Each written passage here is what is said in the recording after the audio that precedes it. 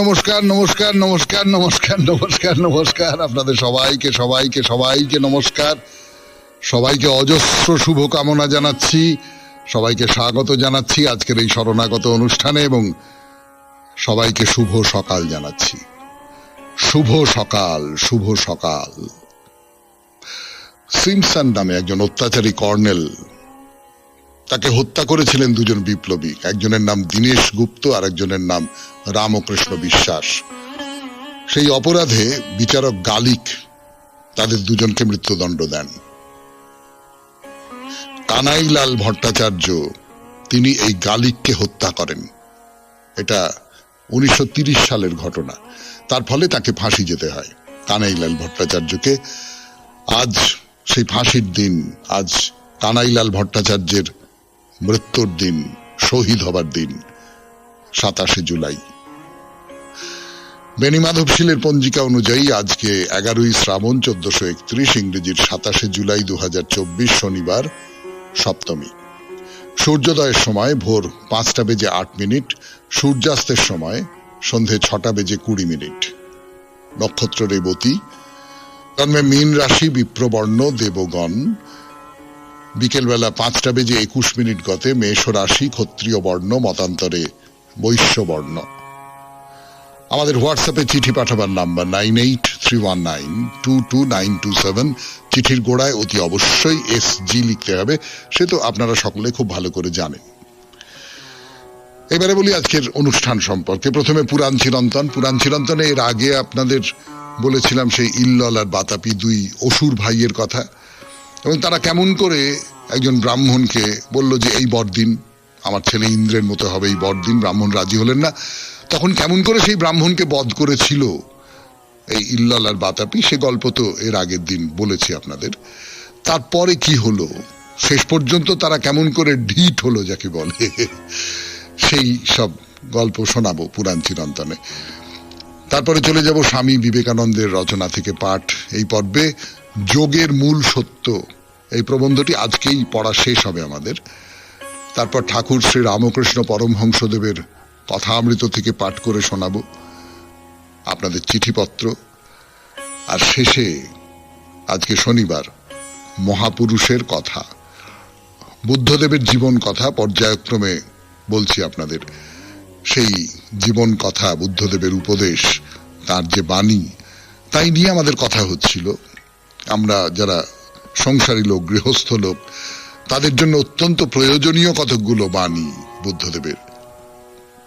সেই মহাপুরুষের কথা পর্যায়ে বুদ্ধদেবকে নিয়ে আলোচনা করা যাবে 92.7 বিগ FM এ শরণাগত অনুষ্ঠানে। এখন তাহলে একটু গান শুনি, গানের পর পুরাণ চিরন্তন, ইল্লল আর বাতাপির কথা। গানের পর আবার সৌমিত্র বসুর কথা 92.7 বিগ FM এ শরণাগত অনুষ্ঠানে। তো যেটা বলছিলাম যে এইভাবে কোন একজন ব্রাহ্মণকে নিয়ে আসা হলো, তাকে বলা হলো এই বরদিন আমার সন্তান যেন ইন্দ্রের সমতুল্য হয়। তিনি অস্বীকার করলেন এবং তারপর তাকে মেরে ফেলা হলো।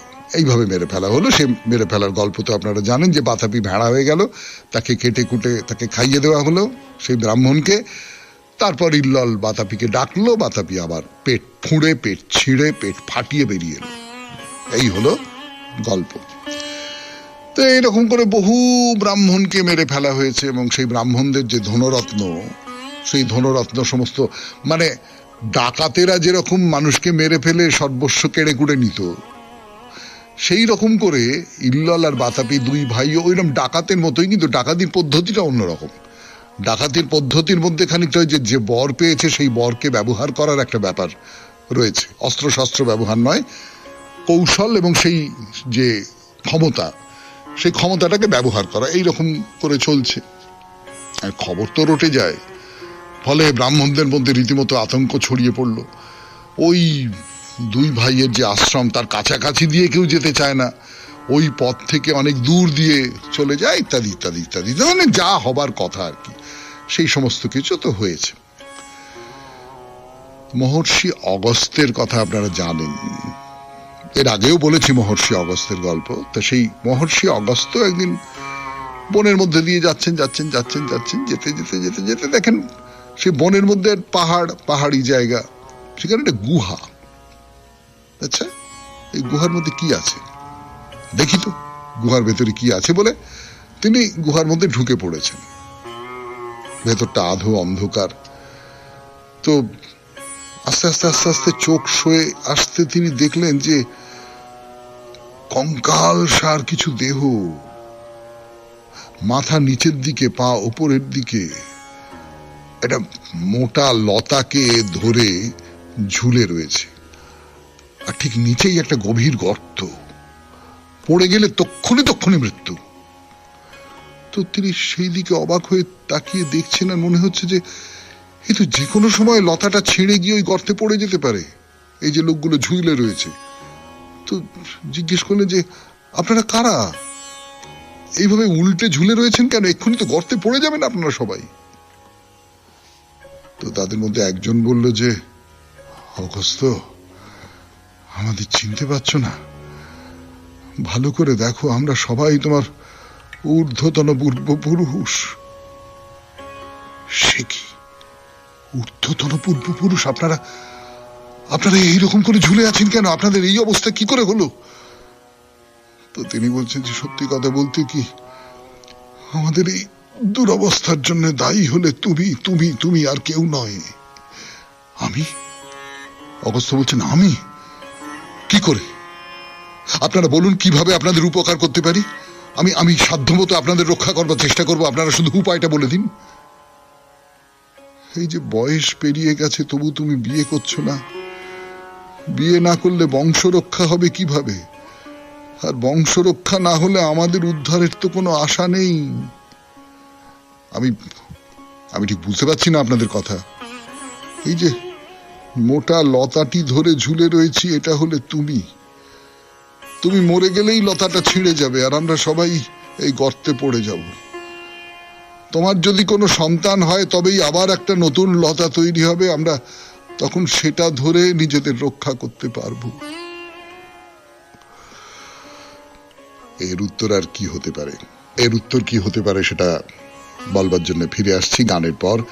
92.7 বিগ এফএম এ শুনছেন শরণাগত, শুনছেন পুরাণ চিরন্তন। খুব চিন্তায় পড়ে গেছেন তিনি। এ তো পাপ হচ্ছে আমার জন্য পূর্বপুরুষেরা এত কষ্ট ভোগ করছেন, এটা তো ঠিক না। না না না না না না, যে করে হোক একটা উপায় বার করতে হবে। উপায় তো একটাই, পূর্বপুরুষেরা বলে দিয়েছেন যে তুমি বিবাহ করো, সংসার করো, তোমার সন্তান হবে, তাহলে আরো একটা নতুন লতা তৈরি হলো, সেই লতা ধরে তখন আমরা ঝুলবো। তুমি যদি মরে যাও, তুমি যদি বয়স হতে হতে হতে হতে সেই তোমার যত বয়স হবে লতা তত জীর্ণ হবে, এবং তারপর তুমি যদি মারা যাও, তখন এই লতাটা ছিঁড়ে পড়ে যাবে। তো বিয়ে করতে হবে, কিন্তু কোথায় যোগ্য স্ত্রী কোথায় পাবো? আর খুঁজে যে বার করব, সেই বাড়তি সময়টাই বা কোথায়? শেষে নিজের তপস্যার বলে জগতের সমস্ত অবিবাহিত মেয়ে যারা আছে, তারা সব সার করে এসে দাঁড়ালো। মানে আজকের দিনে ওই বিজ্ঞাপন দিলে নানান জায়গা থেকে সমস্ত মেয়েদের ছবির লিস্টি চলে আসে এবং তাদের বিবরণ চলে আসে না, এই সমস্ত নানান কোম্পানিতে হয়েছে, তারা এই সমস্ত কাজকর্ম করে, বিয়ে পাত্রপক্ষ আর কনে পক্ষকে দেখিয়ে দেয় এবং তাদের বিয়ে ঘটায়। তো তখনকার দিনে অগস্ত্য যোগও বলে সেইটা করলেন, সমস্ত দেখলেন, কাউকেই পছন্দ হয় না। তার শেষ পর্যন্ত বললেন যে না, আমি যাকে বিয়ে করব সেই নারীকে আমায় তৈরি করতে হবে। কিভাবে তৈরি করতে হবে? ওই যেমন তিলোত্তমা বলে না, ওই দেবতারা তাদের প্রত্যেকের তেজ অল্প অল্প অল্প অল্প করে দিয়ে মহিষাসুর মর্দিনীকে তৈরি করেছিলেন, ঠিক তেমনি করে অগস্ত্য ওই সমস্ত কন্যা যাদের তিনি দেখছেন যোগ বলে, তাদের খানিকটা খানিকটা অল্প অল্প অল্প অল্প সেই সমস্ত কিছু নিয়ে একটা সৌন্দর্য জমা করে তৈরি করলেন অপরূপ সুন্দরী এক কন্যা, নাম দিলেন লোপামুদ্রা। মানে সবার সৌন্দর্য লোপ করে নিজের সৃষ্টিতে মুদ্রিত করলেন, তাই লোপা মুদ্রা। তা লোপামুদ্রা সৃষ্টি হলো, তাকে বড় করে তুলবেন কি করে, এইসব ভাবছেন। তখন শুনলেন ঠিক এই সময়ই সন্তান লাভের জন্য যজ্ঞ করছেন বিদর্ভরাজ। তো অগস্ত্য লোপামুদ্রাকে নিয়ে বিদর্ভরাজের কাছে গেলেন, গিয়ে বললেন যে মহারাজ, আপনি তো সন্তান কামনায় যজ্ঞ করছেন, তা আমি আপনাকে একটা প্রস্তাব দিই। এই যে কন্যাটি, একে আমি তৈরি করেছি, আমি তিল তিল করে তৈরি করেছি, অপরূপ সুন্দরী এই কন্যা। এই কন্যাকে আপনি পালন করুন, বড় হলে একে আমি নিয়ে যাব, আমি একে বিয়ে করব, এইটাই একমাত্র শর্ত। তা ফুটফুটে সুন্দর একটা ছোট্ট মেয়ে। রাজা তো খুব খুশি। হ্যাঁ হ্যাঁ, নিশ্চয় নিশ্চয় নিশ্চয়, বাবা আমার ঘর আলো হয়ে গেল বলে লোপামুদ্রাকে তার মহিষীর কোলে তুলে দিলেন। লোপামুদ্রা বড় হয় বড় হয় বড় হয় বড় হয়, যথাসময় যৌবনে পদার্পণ করলো। ভারী সুন্দরী, ভারী মিষ্টি ব্যবহার, হেসে খেলে রাজবাড়ি একেবারে মাতিয়ে রাখে। রাজা রানী ভীষণ ভালোবাসেন, তাদের নয়নের মণি এই লোপামুদ্রা। তো অগস্ত্য যে এই শর্তটা দিয়েছেন এটা তারা ভুলে গেছেন। অবশ্য লোপামুদ্রা শুনেছে, তার সখীদের মুখে শুনেছে যে অগস্ত্য তাকে রাজার কাছে রেখে গেছেন, তিনি তাকে বিয়ে করবেন। এরপরে কি হলো সেটা বলবার জন্য আপনাদের সৌমিত্র বসু আপনাদের দুটো দিন অপেক্ষা করতে বলবে, মানে আজকের দিনটা এবং কালকের দিনটা। কালকে তো রবিবার, পরশু পুরাণ চিরন্তনে সোমবার বলবো এই গল্পের বাকি অংশ। 92.7 বিগ এফএম এ শরণাগত অনুষ্ঠানে এইবার গানের পর স্বামী বিবেকানন্দের রচনা থেকে পাঠ, যোগের মূল সত্য। পাঠ যোগের মূল সত্য, শেষ অংশ। 92.7 বিগ এফএম এ শুনছেন জীবনের সহজ পাঠ, শরণাগত। লোকে আমাকে প্রায়ই জিজ্ঞাসা করে, মাংস খাওয়া ছাড়িয়া দিব কি? আমার গুরুদেব বলিতেন, তুমি কোনো কিছু ছাড়িতে যাইবে কেন, উহাই তোমাকে ছাড়িয়া যাইবে। তুমি নিজে প্রকৃতির কিছুই বর্জন করিতে যাইও না, নিজেকে বরং এমন করিয়া গড়ে তোলো যাহাতে প্রকৃতি নিজেই তোমার নিকট হইতে সরিয়া যাইবে। এমন এক সময় আসিবে যখন তোমার পক্ষে মাংস খাওয়া স্বভাবতই সম্ভব হইবে না, উহা দেখা মাত্রই তোমার ঘৃণার উদ্রেক হইবে। এমন দিন আসিবে যখন এখন যেসব জিনিস ছাড়িবার জন্য তীব্র চেষ্টা করিতেছ, সেগুলি আপনা হইতেই বিরস ও নক্কারজনক মনে হইবে। শ্বাস নিয়ন্ত্রণের নানা প্রণালী আছে। একটি অভ্যাস করিতে হয় 3 ধাপে: নিঃশ্বাস টানিয়া লওয়া, নিঃশ্বাসকে রুদ্ধ রাখা এবং উহা ছাড়িয়া দেওয়া। কতকগুলি প্রণালী বেশ কঠিন, কতকগুলি জটিল প্রণালী যথাযোগ্য আহার্য বিনা অভ্যাস করিতে গেলে খুবই বিপজ্জনক হইতে পারে। যেগুলি খুব সরল সেইগুলি ছাড়া অন্য প্রণালীগুলি তোমাদিগকে আমি অভ্যাস করিতে পরামর্শ দিব না। একটি গভীর নিঃশ্বাস লইয়া ফুসফুস পরিপূর্ণ করো, ধীরে ধীরে উহা ছাড়িয়া দাও। এবার এক নাকে শ্বাস টানিয়া ধীরে ধীরে অপর নাক দিয়া উহা বাহির করিয়া দাও। আমাদের কেহ কেহ পুরা শ্বাস লইতে পারি না, কেহ কেহ বা ফুসফুসকে যথেষ্ট বাতাসে ভরিয়া দিতে সমর্থ নই। উপরিউক্ত অভ্যাসগুলি এই ত্রুটি বেশ সংশোধন করিবে। সকালে ও সন্ধ্যায় 8 ঘন্টা করিয়া অভ্যাস করিতে পারিলে তুমি নূতন মানুষ হইয়া যাইবে। এই ধরনের শ্বাস নিয়ন্ত্রণ আদৌ বিপজ্জনক নয়। অন্যান্য অভ্যাসগুলি আস্তে আস্তে আয়ত্ত করিতে হয়, নিজের শক্তি আন্দাজ করিয়া চলিবে। 10 মিনিট যদি ক্লান্তিকর লাগে তো 5 মিনিট করিয়া করো। যোগীকে নিজের শরীর সুস্থ রাখিতে হইবে। এইসব প্রাণায়াম শরীরের বিভিন্ন অঙ্গ প্রত্যঙ্গের নিয়ন্ত্রণে প্রচুর সহায়তা করে দেশের সর্বত্র বায়ু প্রবাহে যেন ভরিয়া যায়। নিঃশ্বাস গতির দ্বারা আমরা সকল অঙ্গের উপর প্রভুত্ব লাভ করি। শরীরের কোথাও অসাম্য ঘটিলে স্নায়ু প্রবাহ ওই দিকে চালিত করিয়া উহা আয়ত্তে আনিতে পারা যায়। যোগী বুঝিতে পারেন শরীরের কোন স্থানে কখন প্রাণশক্তির ন্যূনতাবশত যন্ত্রণা হইতেছে, তাহাকে তখন প্রাণ সাম্যর দ্বারা ওই ন্যূনতা দূর করিয়া দিতে হয়। যোগসিদ্ধির একটি অন্যতম শর্ত হইল পবিত্রতা। সকল সাধনের ইহাই মূল ভিত্তি। বিবাহিত বা অবিবাহিত সকলের পক্ষেই পূর্ণ ব্রহ্মচর্য রক্ষা করা প্রয়োজন। ইহা অবশ্য একটি দীর্ঘ আলোচনার বিষয়, তবে আমি তোমাদিগকে কয়েকটি কথা বলিতে চাই। সর্বসাধারণের কাছে এই বিষয়ের আলোচনা এদেশে রুচিসম্মত নয়। পাশ্চাত্য দেশগুলি লোকশিক্ষকের ছদ্মবেশে এক শ্রেণীর অতি হীন ব্যক্তিতে ভরিয়া গিয়াছে। ইহারা নরনারীকে উপদেশ দেয় যে যদি তাহারা যৌন সংযম অভ্যাস করে তো তাহাদের সমূহ ক্ষতি হইবে। এই সব তথ্য ইহারা কোথায় পাইল? আমার নিকট এই প্রশ্ন লইয়া বহু লোক আসে। তাহাদিগকে কেহ বলিয়াছে যে পবিত্র জীবন যাপন করিলে তাহাদের স্বাস্থ্যহানি ঘটিবে। এইসব শিক্ষক ইহা জানিল কি রূপে? তাহারা নিজেরা ব্রহ্মচর্য পালন করিয়াছে কি? এই অপবিত্র নির্বোধ কামুক পশুরা সমগ্র জগৎকে তাহাদের পর্যায়ে টানিয়া আনিতে চায়। আত্মত্যাগ বিনা কিছুই পাওয়া যায় না। মানব চেতনায় যাহা পবিত্রতম মহত্তম বৃত্তি, তাহাকে কলুষিত করিও না। পশু স্তরে উহাকে নামাইয়া আনিও না। নিজদিগকে ভদ্র করিয়া তোলো, হও সূচি, হও পবিত্র, অন্য পথ নাই। যীশুখ্রিস্ট কি অপর কোন পথের সন্ধান পাইয়াছিলেন? যদি তোমরা যৌন শক্তিকে রক্ষা করিয়া যথাযথ প্রয়োগ করিতে পারো, তাহা হইলে উহা তোমাদিগকে ভগবানের নিকট লইয়া যাইবে। ইহার বিপরীত যাহা আসিবে তাহা নরক তুল্য। বাহিরের ব্যাপারে কিছু করা অনেক সহজ, কিন্তু পৃথিবীর যিনি শ্রেষ্ঠ যোদ্ধা, তিনিও যখন মনঃসংযম করিতে যান তখন নিজেকে শিশুর ন্যায় অসহায় বোধ করেন। অন্তঃসাম্রাজ্য জয় করা আরো বেশি কঠিন।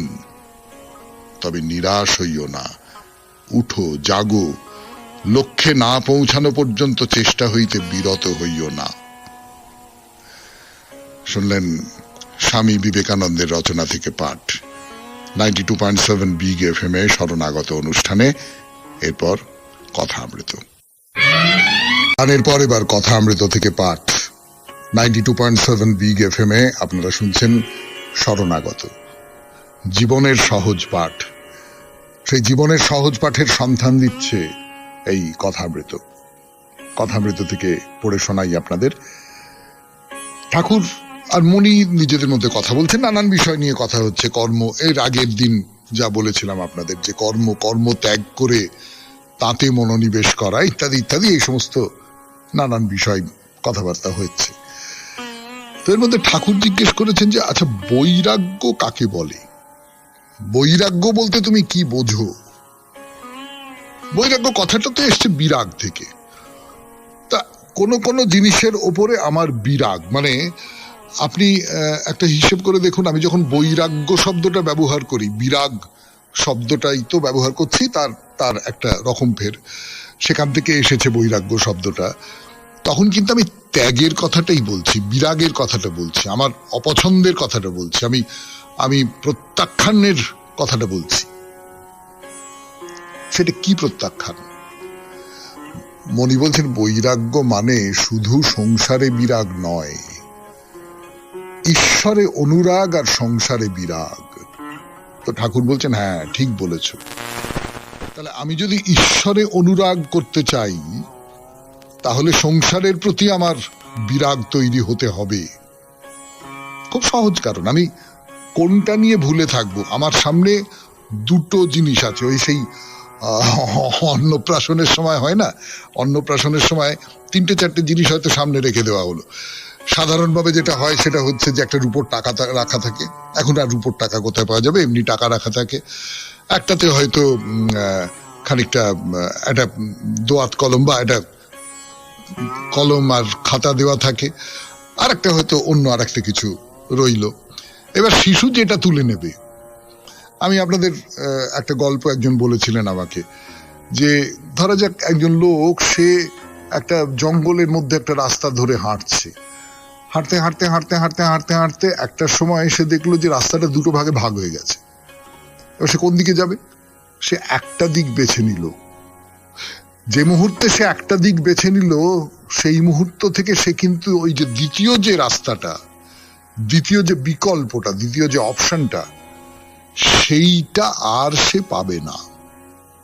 তো ঠিক তেমনি করে আমি হয় সংসার করব, আর তা না হলে ঈশ্বরের অনুরাগ, ঈশ্বরের প্রতি যে অনুরাগ, সেই অনুরাগে নিজেকে ভাসিয়ে দেব।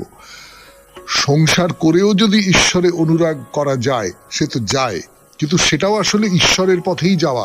সংসারটা আছে, ওটা লেগে আছে, ওটা খসে যেতে এক মুহূর্তের মধ্যে টুসকি মেরে ওটাকে খসিয়ে দিয়ে যেতে পারে।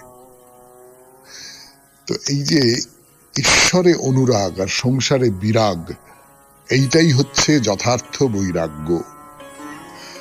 শুনছেন কথামৃত থেকে পাঠ, এবং তাই নিয়ে আপনাদের সৌমিত্র বসুর একটা দুটো কথা বলা 92.7 বিগ এফএম এ শরণাগত অনুষ্ঠানে। আরো ওখানে নিয়ে ফিরে আসছি কথামৃতের কথা গানের পর।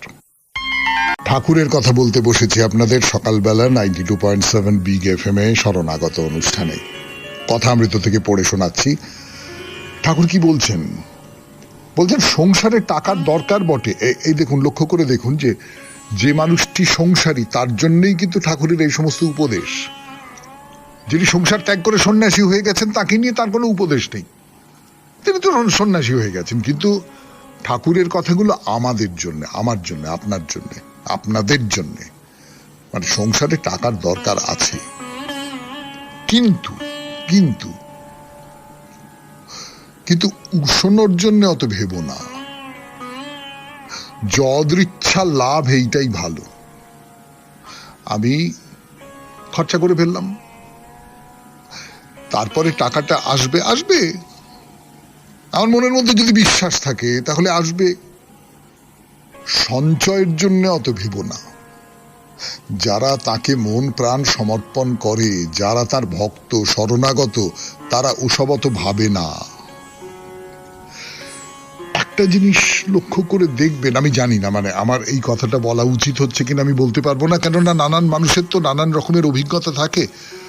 কিন্তু আমি যদি নিজের বেঁচে থাকাটাকে খুব সহজ করে দিই না, খুব খুব খুব সহজ, মানে একেবারে প্রাথমিক যেটুকু হয়, যেটুকু না হলে আমার দেহ রক্ষা হবে না, আমি সেইটুকুর মধ্যেই যদি নিজেকে আটকে ফেলতে পারি, তাহলে কিন্তু খুব বেশি লাগে না, এবং সেইটা একরকম করে জুটে যায়। অধিকাংশের ক্ষেত্রে কিন্তু জুটে যায়। এবং এখানে তো একটা বিশ্বাসের কথা বলা হচ্ছে।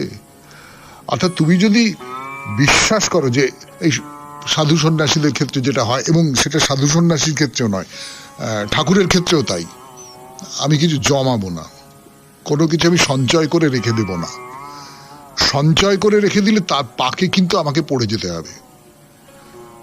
সেই বিখ্যাত গল্প আছে না, যে একজন সাধু, সে একটা টাকা জমালো, তারপরে সেখান থেকে জমাতে জমাতে হয়তো একটা ছোট জায়গা কিনলো, তারপর সেখান থেকে, মানে যে মুহূর্তে আপনি টাকা জমাতে আরম্ভ করলেন, সেই মুহূর্তে কিন্তু আপনার একটা নেশা ধরে গেল।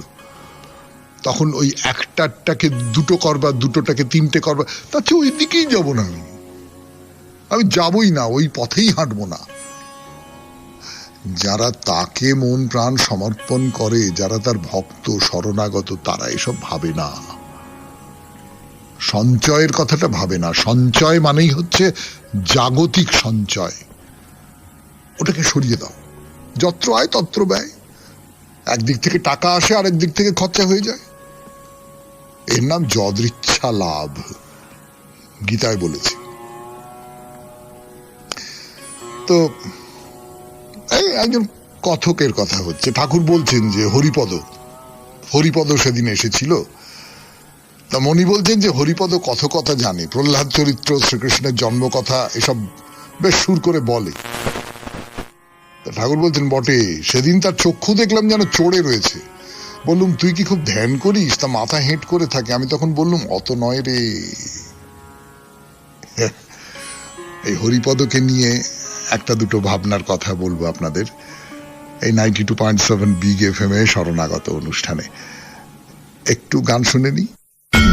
পদর কথা হচ্ছিল 92.7 বিগ এফএম এ শরণাগত অনুষ্ঠানে। শুনছেন কথামৃত থেকে পাঠ। হরিপদ সে কথকতা করে, প্রহ্লাদ চরিত্র, শ্রীকৃষ্ণের জন্মকথা, এসব সুর করে করে বলে, তো শুনলেন আপনারা। এখন মজাটা হচ্ছে যে মানুষটি কথকতা করে, যে মানুষটি ঠাকুরের কথা বলে, সুর করে করে বলে, গান গেয়ে গেয়ে বলে, যখন বলে তখন তো সে সেই জগতের মধ্যেই বিচরণ করে। যে মানুষটি ঠাকুরের কথা বলছে সে তো মনে মনে ওই ঠাকুরের যে বলয়টা, প্রহ্লাদের যে বলয়টা, শ্রীকৃষ্ণের যে বলয়টা, সেই বলয়টার মধ্যে তো আছে। তো সেইখানে থেকে তার ভেতরে একরকম করে একটা ভগবত ভক্তি তৈরি হয়ে যাচ্ছে, তার ভেতরে কোথাও একরকম করে ওই ঈশ্বরমুখিতা তৈরি হয়ে যাচ্ছে কোথাও। এবারে সেই হরিপদ ধ্যান করতে আরম্ভ করেছে, তো ঠাকুর ধরে ফেলেছেন যেন চড়ে রয়েছে। এই চড়ে রয়েছে কথাটা কিন্তু খুব গুরুত্বপূর্ণ কথা, ভালো করে ভেবে দেখুন। আমরা বলি না নেশা চড়ে গেছে, তো এই যে ঈশ্বর আরাধনার যে নেশা, ধ্যানের যে নেশা, এই নেশাও হরিপদের খুব চড়ে গেছে। তো ঠাকুর বলছেন যে কি তুই কি খুব ধ্যান করিস? তা হরিপদ মাথা নিচু করে আছে, হ্যাঁ খুব ধ্যান করে। তা আমি তখন বললুম অত নয় রে, অত নয়। তার কারণ তুই তো একটা গৃহী জীবন যাপন করিস, তোকে তো সংসারের মধ্যে থাকতে হয়। তুই যদি এই সংসার থেকে বেরিয়ে যেতে চাস তাহলে ধ্যান করতে করতে করতে করতে এমন একটা জায়গায় গিয়ে পৌঁছবি সেখানে এই পার্থিব জগৎ মুছে যাবে। এটা আমরা বহুবার এই শরণাগত অনুষ্ঠানে আলোচনা করেছি যে পার্থিব জগৎটা তখন মুছে যাবে। সেই থাকের মধ্যে চলে গেলে এবার সেই থাক থেকে তো নিচে নেমে আসতে হয়, মানুষের সঙ্গে সংযোগ তৈরি করতে গেলে তো নিচে নেমে আসতে হয়। সেই নিচে নেমে আসাটা আর হবে না। ঘুড়ির সুতো যদি কেটে দেওয়া হয় তাহলে তো সেই ঘুড়ি নিরুদ্দেশের পথে চলে গেল, তাকে তো আর মাটিতে নামিয়ে আনা যাবে না। অথচ তুমি যদি সংসারী মানুষ হতে চাও তাহলে তো তোমাকে মাটিতে নেমে আসতে হবে।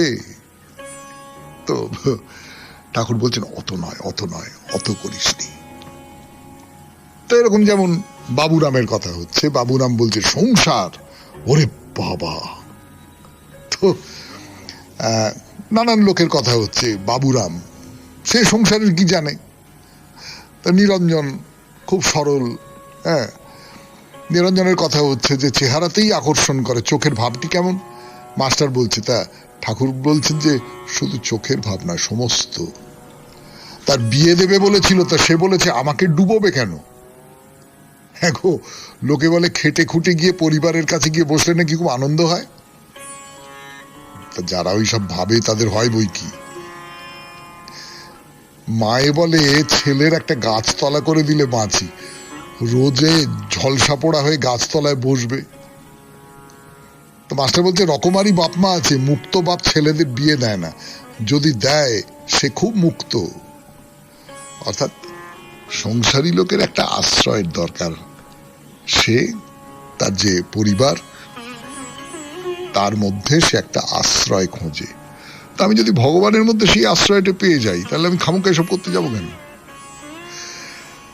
কথামৃত থেকে পাঠ শুনলেন 92.7 বিগ এফএম এ শরণাগত অনুষ্ঠানে।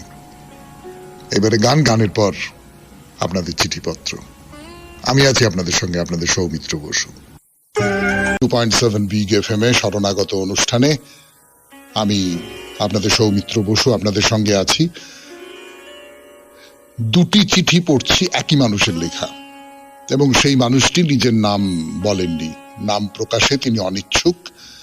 দুটি চিঠি পড়ছি কেননা আলাদাভাবে লেখা হলেও দুটি চিঠিতেই দুটো অভিযোগ করা হয়েছে শরণাগত সম্পর্কে। তো দেখা যাক কি লিখেছেন সেই নাম প্রকাশে অনিচ্ছুক পত্রলেখক। প্রথম চিঠি বা প্রথম অভিযোগ, শরণাগত হলো একটা ভাবগম্ভীর অনুষ্ঠান এবং এটা শুরু থেকে শেষ পর্যন্ত ধরে রাখাটাই প্রাইম ফ্যাক্টর।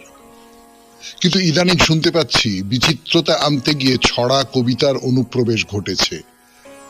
এটা কিন্তু ঠিক এই অনুষ্ঠানে যায় না। তাহলে বিচিত্রতা আনতে গেলে চটুল হিন্দি গানের অনুপ্রবেশ ঘটানো যায়, সেটা কি মানানসই হবে? ইদানিং চিঠিপত্র বিভাগেও এই ভাইরাস ছড়িয়েছে। যারা এইসব ছড়া কবিতা ইত্যাদি পছন্দ করেন তাদের আহত না করেই বলছি, বিগ এফএম এ আলাদা একটা নাম দিয়ে অনুষ্ঠান করতেই পারেন, কিন্তু শরণাগতর মতো ভাবগম্ভীর অনুষ্ঠানে কেন? এরকম চলতে থাকলে অনুষ্ঠান খুব হালকা রসের মনে হবে, যেটা আদৌ ঠিক এই অনুষ্ঠানে যায় না। এটা স্মরণ করিয়ে দেবার জন্যই এই চিঠির প্রস্তাবনা। পরের চিঠিতে বলা হচ্ছে, অনুষ্ঠান শুরুর নমস্কার নমস্কার বিষয় রোজই শুনি, আজকে ইচ্ছা হলো কাউন্ট করি কবার এই নমস্কার নমস্কার বলা হচ্ছে, আর এটা বলতে বলতে শেষের কোন নমস্কারে হাসি ঝরে পড়ছে। গণনার রিপোর্ট জানালো 11 বার নমস্কার ধ্বনি, আরো খুচখাচ ধরলে আরো 3-4টে যোগ করা যেতেই পারে। কিন্তু প্রশ্ন হলো, রোজ রোজ এতবার নমস্কার কানকে পীড়া দিচ্ছে না তো? এ বিষয়ে শ্রোতাদের মতামত চাইলে কেউ বলবে হ্যাঁ, কেউ বলবে না, কিন্তু প্রকৃত অবস্থা হলো প্যাটার্নটা একটু পাল্টানো উচিত। বিগ এফএম এর অন্যান্য আরজেরা যেভাবে অনুষ্ঠান শুরু করে সেটাই বেশি শ্রুতিনন্দন মনে হয়। ভেবে দেখার জন্য অনুরোধ রইল। নাম প্রকাশে অনিচ্ছুক এক শ্রোতা। এই ধরনের চিঠি পেতে আমার খুব ভালো লাগে, তার কারণ আমি তো নিজেকে একেবারে সর্বোত্তম বলে ভাবি না, আমরা কেউই ভাবি না, কোনো মানুষই ভাবে না। তো ভুল ত্রুটিগুলো যদি ধরিয়ে দেওয়া যায় তাহলে সেটা খুব কাজের ব্যাপার হয় আর কি। আমার একটা দুটো কথা মনে হচ্ছে এই নাম প্রকাশে অনিচ্ছুক পত্রলেখককে আমি যেটা বলতে চাই সেটা হচ্ছে যে শরণাগত ভাবগম্ভীর অনুষ্ঠান বলতে কি বোঝায় আমি খুব ভালো বুঝতে পারিনি। মানে সত্যি সত্যি ধরুন আমি যদি বলি যে আমাদের যারা এই ধরনের মানুষ যাদের নিয়ে আমাদের এই শরণাগত অনুষ্ঠান, সেটা একেবারে পুরাণের দেবতাদের থেকে আরম্ভ করে আমাদের ঠাকুর শ্রী রামকৃষ্ণ পরমহংসদেব বলুন, চৈতন্যদেব বলুন, এদের সকলের ক্ষেত্রেই ঠাকুর শ্রী রামকৃষ্ণ পরমহংসদেব তো প্রচুর ঠাট্টা মস্করা ইত্যাদি ইত্যাদি করতেন, সবটাই একটা বিষয়কে অবলম্বন করে, ঈশ্বরীয় ভাবকে অবলম্বন করে মোটামুটি। কিন্তু হালকা চালের কথা, তার তো সেই বিখ্যাত কথা যে আমি রসে বসে থাকতে চাই।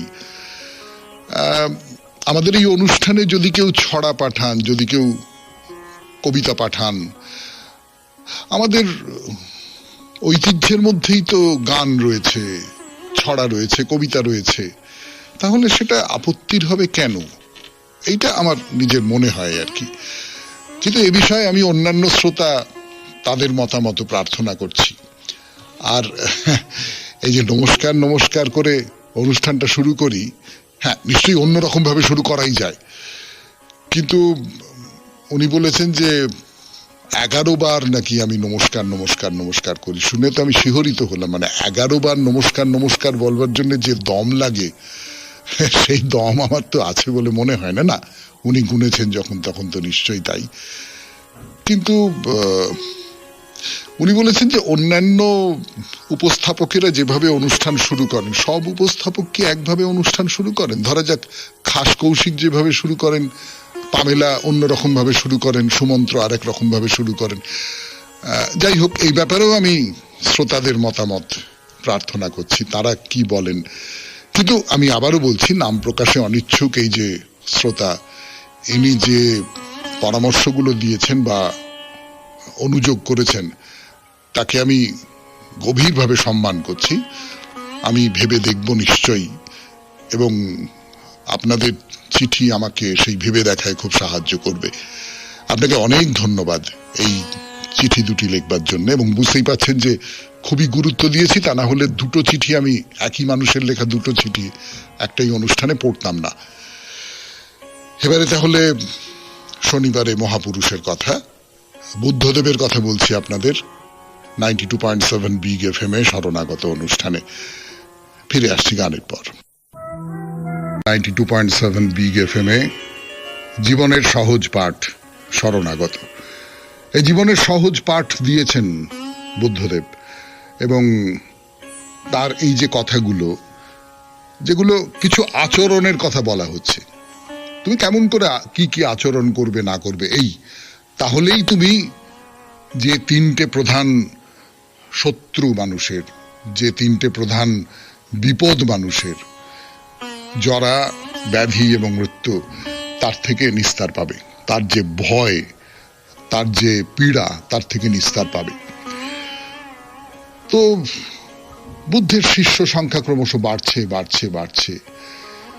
বুদ্ধদেব বুঝতে পারছেন যে এই যে এত মানুষ সন্ন্যাসী হয়ে যাচ্ছেন, ভিক্ষু হয়ে যাচ্ছেন, এদের জন্য একটা সংসারের দরকার, একটা একটা কোনো গোষ্ঠী দরকার, এমন একটা গোষ্ঠী যেখানে তারা জীবন চর্চার সঙ্গে ধর্মচর্চাও করবেন, সৎ পবিত্র জীবনের আদর্শ গ্রহণ করবেন তারা।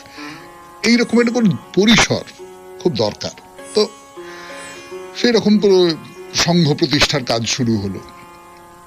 তা বুদ্ধদেব বসে আছেন, শিষ্যরা সামনে আছেন, বুদ্ধদেব তার শিষ্যদের উপদেশ দিচ্ছেন।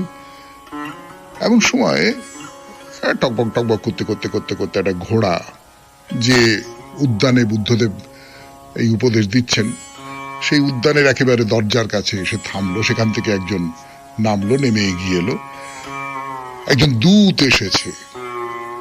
সেই দূত এসেছে শুদ্ধোধনের কাছ থেকে, বাবা মহারাজ শুদ্ধোধন।